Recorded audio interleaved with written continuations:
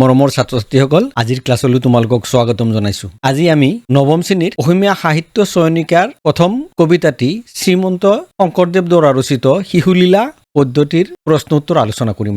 ব'লা আমি প্ৰশ্ন উত্তৰলৈ যাওঁ। শিশুলীলা কবিতাটি শ্ৰীমন্ত শংকৰদেৱে ৰচনা কৰিছিল। এই কবিতাটিৰ চমু প্ৰশ্ন আৰু বহল ভিত্তিক থকা প্ৰশ্নবিলাকো আলোচনা কৰিম। প্ৰথমে আমি চমু প্ৰশ্ন 1 নম্বৰ ক ইয়াৰ উত্তৰ উলিয়াম। ব'লা তেতিয়াহ'লে আমি প্ৰশ্ন উত্তৰলৈকে যাওঁ। মৰমৰ ছাত্ৰ-ছাত্ৰীসকল তোমালোকে দেখা পাইছা শিশুলীলা পাঠটিৰ প্ৰথম প্ৰশ্নটো হ'ল 1 নম্বৰ ক কৃষ্ণগীত গাৱন্ত সুন্দৰী। কৃষ্ণগীত গোৱা সুন্দৰীগৰাকী কোন? উত্তৰ কৃষ্ণগীত গোৱা সুন্দৰীগৰাকী হ'ল যশোদা। কৰ্ণত কুণ্ডল দুলে আতি। কাৰ কৰ্ণৰ কুণ্ডলৰ কথা কৈছে? এইটোৰ উত্তৰ হ'ব ইয়াত যশোদাৰ কৰ্ণত কুণ্ডলৰ কথা কোৱা হৈছে। ইয়াৰ নেক্সট প্ৰশ্নটো আছে কাম্পে কুপে অৰুণ অধৰ। ইয়াত কাৰ অৰুণ অধৰৰ কথা কৈছে? ইয়াৰ উত্তৰ হ'ব ইয়াত শ্ৰীকৃষ্ণৰ অৰুণ অধৰৰ কথা কোৱা হৈছে। ইয়াৰ পিছৰ প্ৰশ্নটি হ'ল 1 নম্বৰ ঘ মথনিত ধৰিয়া নিষেধি। মথনি শব্দৰ অৰ্থ কি?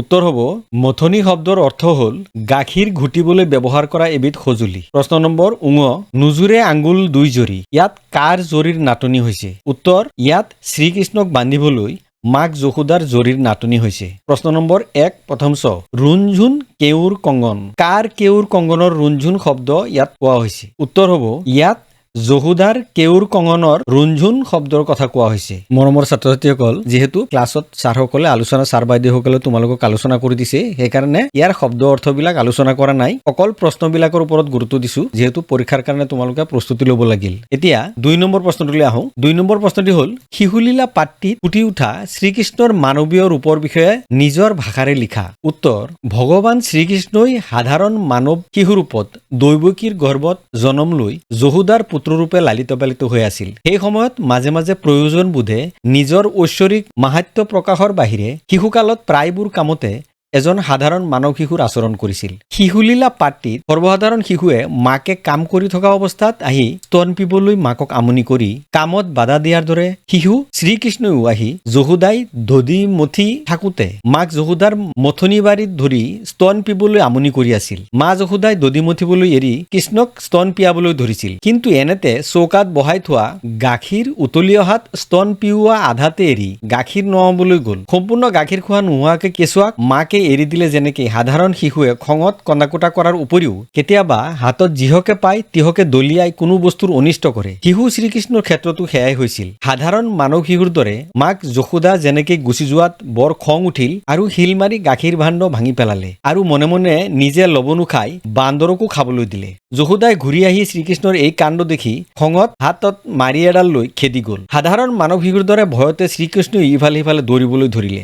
অৱশেষত মাকৰ দুখ দেখি ভয়ে ভয়ে কণামোৱা হৈ এঠাইত থিয় হৈ থাকিল। মাকে নামাৰি আৰু যাতে আহি তেওঁক দিগদাৰি দিব নোৱাৰে তাৰে ব্যৱস্থা কৰিবলৈ তেওঁক উৰলত বান্ধি থবৰ কাৰণে ৰছীৰে মেৰাই মেৰাই বান্ধিলে যদিও মাত্ৰ 2 আঙুল ৰছীয়ে তেওঁক বান্ধিবলৈ নাটিলে। এইবোৰ কাৰ্য সাধাৰণ মানৱ শিশু আৰু মাকৰ আচৰণ সচৰাচৰ দেখা যায়, যিবোৰ শিশু শ্ৰীকৃষ্ণ আৰু মাক যশোদাৰ ক্ষেত্ৰত দেখা গৈছে। শ্ৰীকৃষ্ণক বান্ধিবলৈ জৰি ফেৰা লগায়ো 2 আঙুল জৰিয়ে নাটা কথাত এক ঐশ্বৰিক মাহাত্ম্য দেখুৱালেও এই সমস্ত কাৰ্যকলাপখিনি সাধাৰণ মানৱ শিশুৰ দৰে প্ৰকাশ পাইছে। 3 নম্বৰ প্ৰশ্নটো হ'ল শংকৰদেৱৰ মহত্তম সৃষ্টি কীৰ্তন ঘোষা পুথিখনৰ বিষয়ে 25টামান শব্দৰ ভিতৰত এটি টোকা লিখা। কীৰ্তন ঘোষা নামৰ পুথিখন শ্ৰীমন্ত শংকৰদেৱৰ সাহিত্যিক জীৱনৰ কীৰ্তিস্তম্ভ স্বৰূপ। পুথিখনৰ মূল বিষয়বস্তু ভাগৱত গীতাৰ পৰা লোৱা হৈছে। পুথিখনিত 29টা আখ্যান আছে যদিও 27টা আখ্যান তেখেতৰ ৰচিত আৰু বাকী 2টা শিষ্যসকলে ৰচনা কৰি তাত সংযোগ কৰিছে। শ্ৰীমন্ত শংকৰদেৱে বিভিন্ন ঠাইত থাকোতে বিভিন্ন ভক্তিমূলক আখ্যান ৰচনা কৰিছিল। শিষ্যসকলে পিছত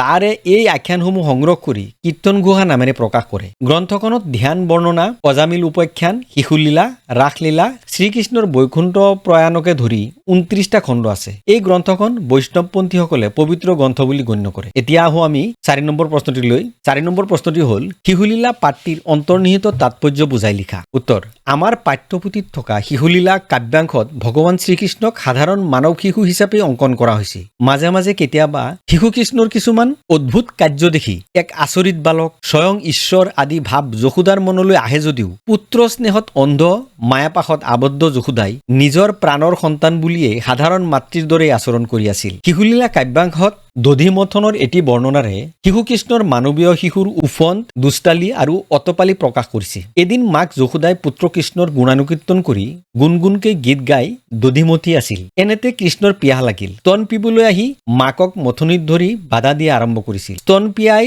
আঁতৰাই পঠোৱাৰ উদ্দেশ্যে দধিমথনৰ কাম অকণমান সময় বন্ধ ৰাখি শিশু কৃষ্ণক স্তন পিয়াবলৈ ধৰিছিল। এনেতে চৌকাত বহাই থোৱা গাখীৰ উতলি পৰাত স্তন পিয়াবলৈ আধাতে এৰি যশোদা গাখীৰ নোৱাবলৈ গ'ল। তাতে কৃষ্ণই খং কৰি দধিৰ ভাণ্ড এটা শিল মাৰি ভাঙিলে আৰু লবণো আনি নিজেও খালে, বান্দৰকো খাব দিলে। মাক যশোদা ঘূৰি আহি কৃষ্ণৰ কাণ্ড দেখি মাৰি এডাল লৈ খেদি গ'ল। ভয়ত কৃষ্ণই ইফালে সিফালে দৌৰিবলৈ ধৰিলে। দৌৰি দৌৰি মাক ভাগৰি পৰিল, তথাপিও কৃষ্ণক ধৰিব নোৱাৰে। মাকৰ দুখ দেখি শেষত কণামুৱা হৈ ভয়ে ভয়ে একে ঠাইতে কৃষ্ণ থিয় হৈ থাকিল। কৃষ্ণৰ বৰ ভয় খোৱা দেখি মাতৃ যশোদাই মাৰিডাল পেলাই দি কৃষ্ণই যাতে দধিমথনৰ সময়ত আৰু দিগদাৰি দিব নোৱাৰে তাৰ বাবে উৰলত বান্ধি থবৰ কাৰণে ৰছী বিচাৰি আনি বান্ধি, কিন্তু দুআঙুল জৰিয়ে নাটে। কেইবাডাল জৰি জোৰা দিয়াটো সেই একেই কথা হ'ল। এয়া কৃষ্ণই ঐশ্বৰিক মাহাত্ম্য দেখুওৱাৰ ফলতেই জৰিয়ে নটা হৈছিল। ভগৱানে পৃথিৱীত বিভিন্ন অৱতাৰ ধৰি মানুহৰ মাজত জন্মগ্ৰহণ কৰে বা আৱিৰ্ভাৱ হয়। শ্ৰীকৃষ্ণও ভগৱানৰ এক আৱিৰ্ভাৱ। নৰৰূপে জন্মগ্ৰহণ কৰি মানুহৰ দৰে আচৰণৰ মাজেদি ঐশ্বৰিক মাহাত্ম্যৰ সাধাৰণ মানুহক ভগৱানৰ প্ৰতি আসক্তি কৰোৱাটোৱেই একমাত্ৰ উদ্দেশ্য। এয়াই প্ৰাৰ্থীৰ অন্তৰ্নিহিত তাৎপৰ্য। নাহি আদি অন্ত পূৰ্বাপৰ, পূৰ্ণ ব্ৰহ্মা জগত ঈশ্বৰ। এই পদ ফাঁকিটিতে উক্ত উদ্দেশ্য পৰিষ্কাৰভাৱে প্ৰকাশ পাইছে। ছাত্ৰ ছাত্ৰীসকল, এতিয়া আমি 5 নম্বৰ প্ৰশ্নটিলৈ আহোঁ। 5 নম্বৰ প্ৰশ্নটি হ'ল, তাহাংক তনয় মানিবলে যশোদা বান্ধন্ত উৰুখলে অন্তৰ্নিহিত তাৎপৰ্য বুজাই লিখা। উত্তৰটো হ'ব এনেকুৱা, উক্ত কবিতা ফাঁকি আমাৰ পাঠ্যপুথি অসমীয়া সাহিত্য চয়নিকাৰ অন্তৰ্গত শ্ৰীমন্ত শংকৰদেৱ বিৰচিত শিশুলীলা নামৰ কবিতাটিৰ পৰা উদ্ধৃত কৰা হৈছে। জগতৰ ঈশ্বৰ পূৰ্ণব্ৰহ্ম কৃষ্ণক যশোদাই পুত্ৰৰূপে কোলাত পাই লৱণো নষ্ট কৰা অপৰাধত কেনেদৰে মাৰিবলৈ উদ্ধত হৈছে তাকে প্ৰকাশ কৰিবলৈ কবিয়ে উক্ত কথাষাৰ ব্যক্ত কৰিছে। কৃষ্ণক স্তনপান কৰাবলৈ আধাতে এৰি উতলা গাখীৰৰ পাত্ৰ নমাবলৈ যোৱা বাবে কৃষ্ণই অভিমান কৰি গাখীৰৰ পাত্ৰ ভাঙি লৱণো চুৰ কৰি খাবলৈ লয়। তাকে দেখি মাতৃ যশোদাই এছাৰি এডাল লৈ মাৰিবলৈ উদ্ধত হোৱাত কৃষ্ণই দৌৰি পলাই ফুৰিবলগীয়া হয়। ইয়াকে দেখি কবিয়ে কৈছে, যিজন কৃষ্ণক ঋষিমুনিসকলে ধ্যান কৰিও পাব নোৱাৰে সেইজন কৃষ্ণই মানৱ সন্তান ৰূপে আৱিৰ্ভাৱ হৈ সামান্য নাৰী এজনীৰ ভয়ত পলাই ফুৰিব লগা হৈছে। এয়া স্বয়ং ভগৱানৰে লীলা খেলা। মানুহে ইয়াৰ তত্ত্ব সহজে বুজিব নোৱাৰে। ছাত্ৰ ছাত্ৰীসকল, এতিয়া আমি 6 নম্বৰ প্ৰশ্নটিলৈ আহিলোঁ। 6 নম্বৰ প্ৰশ্নটি হ'ল, নাহি আদি অন্ত পূৰ্বাপৰ, পূৰ্ণ ব্ৰহ্ম জগত ঈশ্বৰ। ইয়াত কবিয়ে শিশু কৃষ্ণৰ ঐশ্বৰিক গুণৰ প্ৰকাশ কেনেদৰে কৰিছে বুজাই লিখা। ইয়াৰ উত্তৰ হ'ব, শিশু কৃষ্ণৰ গুণ গাই মাক যশোদাই দধিমথি আছিল। এনেতে কৃষ্ণই আহি স্তন পিবলৈ খুজি দধিমথনিত ধৰি বাধা দিলে। যশোদাই দধিমথিবলৈ এৰি কৃষ্ণক স্তন পান কৰালে। ঠিক সেই সময়তে চৌকাত দি থোৱা গাখীৰ উতলি পৰাত যশোদাই কৃষ্ণক কোলাৰ পৰা নমাই থৈ গাখীৰৰ ওচৰলৈ দৌৰি গ'ল। ইয়াতে শিশু কৃষ্ণই খং কৰি দধিৰ ভাণ্ড শিল মাৰি ভাঙি পেলালে আৰু চুপে চাপে গৈ লৱণো নিজেও খালে আৰু বান্দৰকো দিলে। মাক ঘূৰি আহি কৃষ্ণৰ কাণ্ড দেখি চেকনি এডাল লৈ খেদি গ'ল। মাৰৰ ভয়ত কৃষ্ণ ইফালে সিফালে দৌৰাদৌৰি কৰি থাকিল। মা যশোদাই কৃষ্ণক খেদি খেদি ভাগৰি পৰিল। মাকৰ দুখ দেখি কৃষ্ণই কণামুৱাকৈ ভয়ে ভয়ে এঠাইত ৰৈ থাকি মাকক নিজেই ধৰা দিলে। কৃষ্ণৰ বৰ ভয় খোৱা দেখি মাকে চেকনিডাল পেলাই দি কৃষ্ণক উৰলত বান্ধি থোৱা যোজা কৰিলে। তাকে দেখি কবিয়ে কৈছে, যিজনৰ আদি অন্ত পূৰ্বাপৰ নাই, পূৰ্ণ ব্ৰহ্ম জগতৰ ঈশ্বৰ, মানৱ ৰূপে আৱিৰ্ভাৱ হৈ নানা মানৱীয় লীলা খেলাৰে জগতবাসীক ঈশ্বৰ ভক্ত কৰাবলৈ চেষ্টা কৰিছে। যশোদাই মায়াপাশত আবদ্ধ হৈ পুত্ৰ স্নেহত অন্ধ হৈ স্বয়ং পূৰ্ণ ব্ৰহ্মা জগত ঈশ্বৰৰ প্ৰতি এনে আচৰণ কৰিছে। ছাত্ৰ ছাত্ৰীসকল, এতিয়া 7 নম্বৰ প্ৰশ্নত আছে ব্যাখ্যা কৰা। যাক যোগী নাপাৱে ধ্যানত, হে হৰি পলান্ত ভয়ত। ছাত্ৰ ছাত্ৰীসকল, তোমালোকে মন কৰিবা, যেতিয়াই ব্যাখ্যা কৰিব দিয়ে ব্যাখ্যাত প্ৰথমে উদ্ধৃতি দিব লাগিল ক'ৰ পৰা লোৱা হৈছে, তাৰপিছত প্ৰসংগ, তাৰপিছত ব্যাখ্যা আৰু একেবাৰে শেষত নিষ্কৰ্ষ। যদি এনেকেই ব্যাখ্যা কৰা তেতিয়াহ'লে ব্যাখ্যাত তোমালোকে ভাল নম্বৰৰ আশা কৰিব পাৰিবা।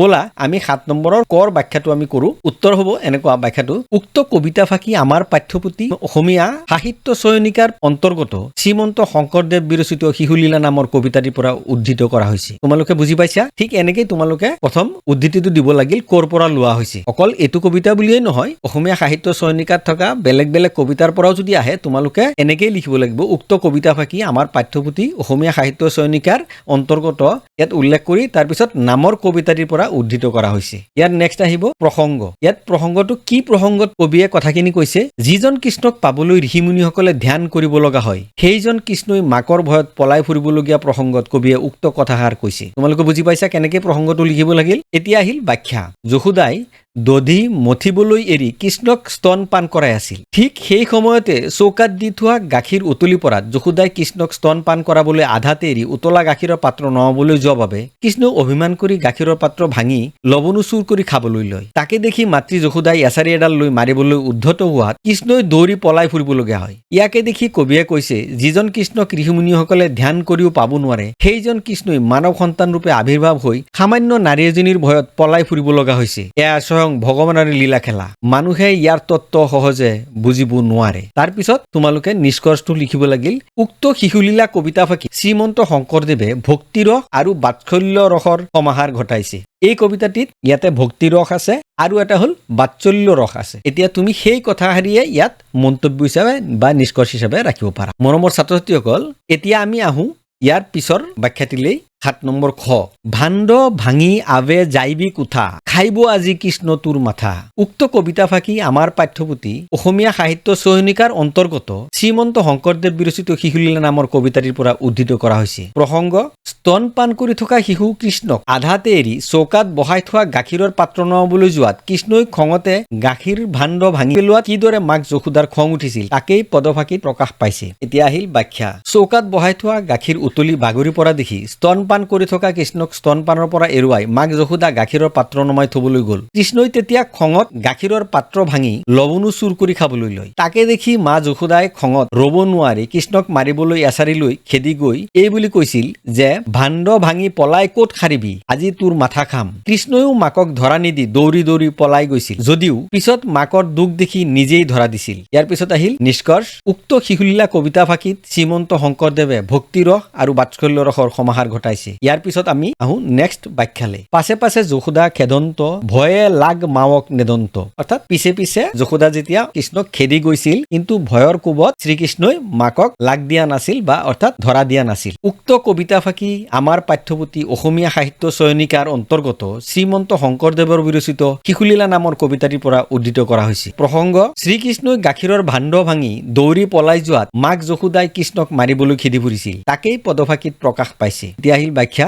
ব্যাখ্যাত লিখিব লাগিল, চৌকাত বহাই থোৱা গাখীৰ উতলি বাগৰি পৰা দেখি স্তনপান কৰি থকা কৃষ্ণক স্তনপানৰ পৰা এৰুৱা মাক যশোদা গাখীৰৰ পাত্ৰ নমাই থবলৈ গ'ল। কৃষ্ণৰ তেতিয়া খং উঠি গাখীৰৰ ভাণ্ড লাঠিৰে কোবাই ভাঙি দৌৰি আঁতৰি গ'ল। তাকে দেখি মাক যশোদাই অতি খং কৰি কৃষ্ণক কোবাবলৈ হাতত এছাৰি লৈ পিছে পিছে খেদি গ'ল। কৃষ্ণক খেদি খেদি মাক অতি ভাগৰি পৰিল, তথাপি কৃষ্ণক লগ ধৰিব নোৱাৰিলে। মাকৰ দুখ দেখি শেষত কৃষ্ণই মাকক নিজে নিজেই ধৰা দিলে। নিষ্কৰ্ষ, উক্ত শিশুলীলা কবিতা ফাঁকিত শ্ৰীমন্ত শংকৰদেৱে ভক্তিৰস আৰু বাৎসল্য ৰসৰ সমাহাৰ ঘটাইছে। ছাত্ৰ ছাত্ৰীসকল, যদি তোমালোকৰ আৰু কিবা জানিবলগীয়া বা তোমালোকক যদি কবিতা ফাঁকি বুজাই দিব লাগিল, তেতিয়া ইয়াতে তলত কমেন্ট কৰিবা, আৰু যদি ভাল লাগে তেতিয়া চেনেলটো ছাবস্ক্ৰাইব কৰি থবা। যদি কিবা ক'বলগীয়া থাকে কমেন্টত নিশ্চয় জনাবা বুলি আশা কৰিলো। আজিলৈ আহোঁ, ধন্যবাদ।